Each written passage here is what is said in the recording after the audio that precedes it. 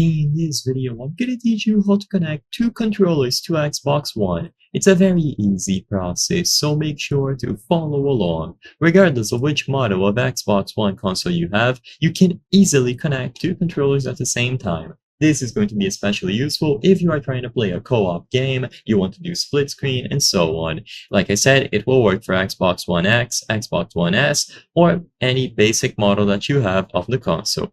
Of course, you will need an additional controller. Make sure that you insert the necessary batteries, and once it is properly charged, then power it on and you will be able to connect it in two main ways. The first one is going to be wirelessly, and it's the one that I recommend. If you look at the back of your controller, you will see this button with three wavy lines at the side. This is going to be the pair or sync button, and you can connect the controller wirelessly to your console by pressing this button in conjunction with the button on the console. So just like your controller, there is going to be a button on the actual console itself. So look for a circular button like this on this white model, or at the side.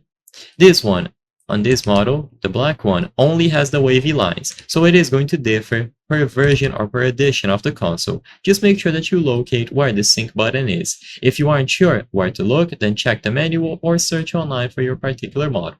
So all that you have to do is press and hold this button down for a few seconds at the same time as this button. And when you put them in close proximity and leave them be for a few seconds, they will automatically pair between themselves. They are going to start blinking rapidly, so you will see some sort of LED indicator blink, and once it stops, it means that the connection was established and the secondary controller will be detected. You might have to assign a user account, or you can use it as a guest, and after that is done, you are good to go.